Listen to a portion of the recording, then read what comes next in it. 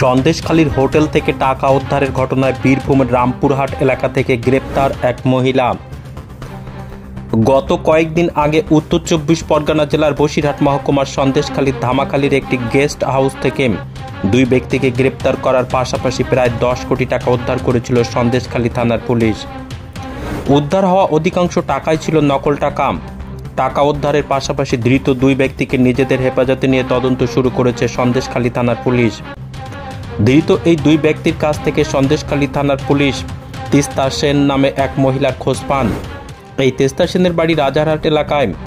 বড় বড় ব্যবসায়ীদের মোটা অঙ্কের টাকার লোন পাইয়ে দিত এই মহিলা, আর সেই লোনের আসল টাকার মধ্যে এই মহিলা নকল টাকা ঢুকিয়ে ব্যবসায়ীদের প্রতারণা করত।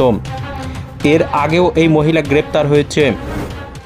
ঘটনাটি তদন্তে নেমে সন্দেশখালী থানার পুলিশ বীরভূমের রামপুরহাট এলাকা থেকে তিস্তা সেন নামে ওই মহিলাকে গ্রেপ্তার করেছে।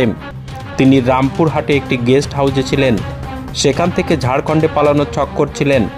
ঝাড়খণ্ডে পালানোর আগেই পুলিশ তাকে গ্রেপ্তার করেছে। এমএস নিউজ বাংলা চ্যানেলের পরবর্তী খবর সবার আগে পেতে ইউটিউবে চ্যানেলটি সাবস্ক্রাইব করুন, ফেসবুক পেজ ফলো করুন, ফলো বাটন ক্লিক করুন। সেই সঙ্গে এই খবরটি ফেসবুকে প্রচুর পরিমাণে শেয়ার করুন। হিউজ পরিমাণে ফেক কারেন্সি তদন্ত কতদূর এগোলো এবং এর পিছনে কারা রয়েছে বলে মনে করছে? এখনও প্রিলিমিনারি স্টেজেই আছি। আমরা তদন্ত করছি যে এটা কিসের জন্য এরা নিয়ে এসছে, এবং আমরা নিশ্চয়ই তাড়াতাড়ি আমরা একটা ব্রেক থ্রু পেয়ে। আর ভিতরার জিজ্ঞাসাবাদে আপাতত কিছু জানিয়েছে আন্তরাজ্য বা এখন ইনভেস্টিগেশনের পার্ট।